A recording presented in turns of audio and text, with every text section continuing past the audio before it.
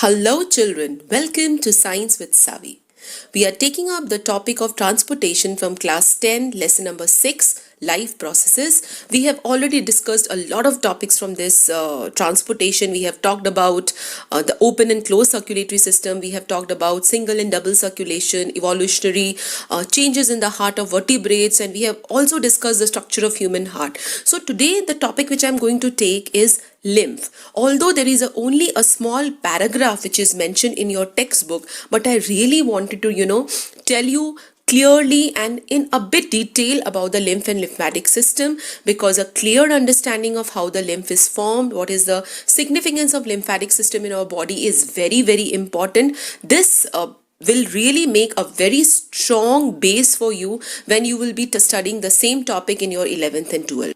So now let's begin the class and understand about lymph and the lymphatic system.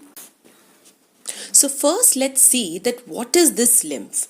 Lymph is a fluid which circulates in our body through the lymphatic system. The way blood circulates through the circulatory system, in the same way, lymph is a fluid like that of the blood, and it circulates through a system which is called the lymphatic system. So in today's class, we will learn about this lymphatic system under 3 subheadings. First is lymph. We will see that what is lymph, how is the lymph formed. Second, the lymphatic vessels. And third are the lymphatic nodes. So please focus in the class. After this, after looking at this video for one time, you can take screenshots, you can take printouts. I have prepared the slides like this, which will make taking notes also very, very easy along with understanding the concept. Okay, so let's start with the first point of the lymphatic system, that is lymph. So let's see that what is lymph. Lymph is a clear to pale white fluid which is formed by the filtration of blood through the capillary walls at the tissue level. That is, it is formed by the filtration of blood. To make it more clear and to make you understand, let's see that how this lymph is formed. What is this filtration of blood which is written in the definition by a simple diagram. As in our previous videos, we have already discussed that human beings have a closed circulatory system. That is, the blood flows in closed vessels. And we have arteries which carries the oxygenated blood and veins which carry the deoxygenated blood. When these arteries enter the organs or at the tissue level, the arteries break up into arterioles, and these arterioles branch further into thin-walled capillaries. The capillaries then join to form the venules, and the venules finally join to form the vein, and then they carry the deoxygenated blood back to the heart. So this is all about the blood vessels which we have already studied. Now what is important here at the capillary level, that is, the capillaries have very thin walls. We have already studied they are only 1 cell thick. The arteries have a very wide lumen. As you see in the figure here, the red color arteries, the lumen is very wide, and the capillaries have a very narrow lumen. So when the blood flows from the arteries towards the capillaries, a very high pressure is created in the blood. And because of this high pressure, the blood gets filtered out through the walls of the capillaries. So what happens when the blood is passing with high pressure through the wall of capillaries? The blood gets filtered out, and the fluid which gets filtered out and is collected between the tissue spaces or the interstitial space, this is actually the lymph. The lymph can be called as a tissue fluid also, and also as an interstitial fluid.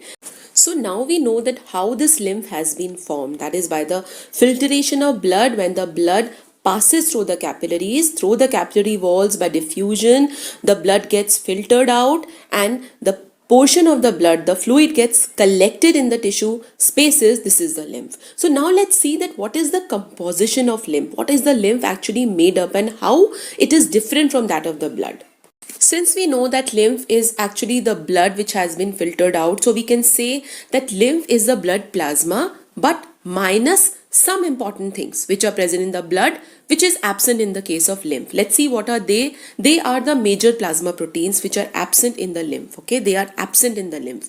RBC, blood corpuscles like RBC, they are absent in the lymph. The lymph does not have RBC, that is why it is pale and colorless. It does not have any color. Platelets are absent in the lymph. All the WBCs are absent in the lymph except lymphocytes. This is very, very important. The lymph contains the lymphocytes. Otherwise, all other types of WBC are absent in the lymph. So we can say that lymph is the blood plasma minus plasma proteins, major plasma proteins, and RBC, WBC except lymphocytes and the platelets. They are completely absent. Now let's see what is present in the lymph. The lymph contains lot of water. It has few proteins like albumin, globulin and fibrinogen. It has fats, carbohydrates, some other constituents like urea, chlorides. Okay, and the most important thing which I have told earlier also, that it has lymphocyte. Only lymphocyte is the WBC which is present in the lymph. So please understand the composition very, very clearly. Now let's move to the next important part of the lymphatic system. We have already seen what is lymph, how is the lymph formed. Okay, we have already learned that, and what is the composition of lymph. Now let's talk about the second important point, and that is the lymphatic vessels. Now these lymphatic vessels are thin walled vessels like the blood vessels which carry the blood. Okay, and they carry the lymph from the interstitial spaces or between the tissue spaces where the lymph is present, and they return it back to the main circulation. That is, they will take the lymph from the tissue spaces and they will go and return it close to the heart, so that the fluid which has been formed from the blood is returned to the main circulation. Now the question arises that what is the need to return the lymph again to the main circulation? So when the blood passes through the capillaries and they form the lymph, the blood loses lot of fluid.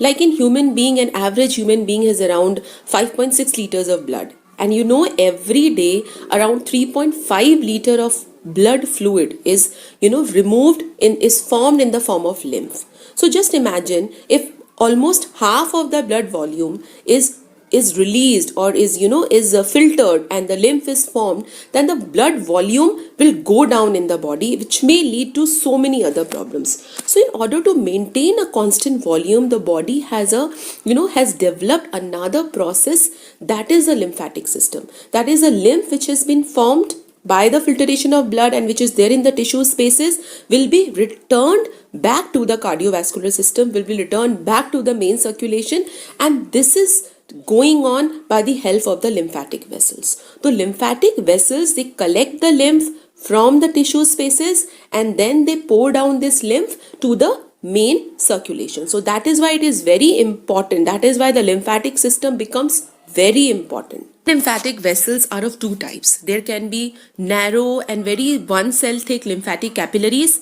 These lymphatic capillaries are like the normal capillaries in our body, like the normal blood capillaries. They collect the lymph from the tissue spaces and they join together to form the lymphatic ducts. And these lymphatic ducts will carry the lymph and they will pour them into the main circulation. So two major type of lymphatic ducts are there. One is the right lymphatic duct and one is the left lymphatic duct.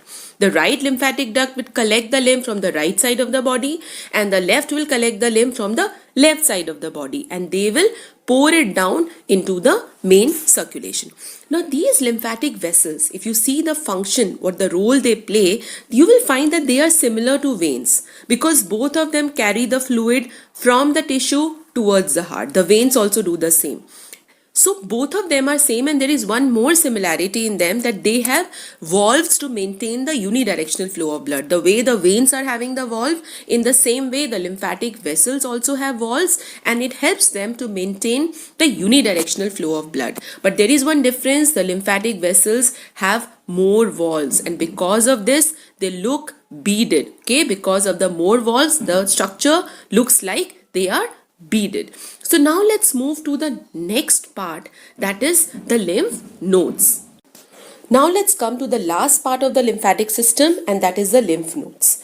These lymph nodes are the bean-shaped structures and they are present in the path of the lymphatic vessels. That is the lymphatic vessels which are carrying the lymph from the tissue space towards the main circulation. In their path, on their way, there are some bean-shaped structures which are the lymph nodes. These lymph nodes are present throughout the body, and majorly these lymph nodes are found in the neck, armpit, or in the pelvic region.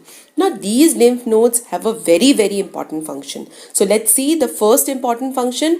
They are the places where the lymphocytes are produced and added to the lymph. Since we know that the lymph has lymphocytes, okay, so these lymphocytes are added to the passing lymph by these lymph nodes, and these lymph nodes also act as filters which help to remove the toxic substances and pathogens from the body. They act as filters, trapping the virus, bacteria, and other causes of illness before they can infect any other part of the body. So these are like the filtering units. They are, playing a very important role in strengthening the defense mechanism of the body. So these two functions of the lymph nodes are very important. They are the places where the lymphocytes are produced, and they are acting as filters to remove the toxic substances and pathogens from the body.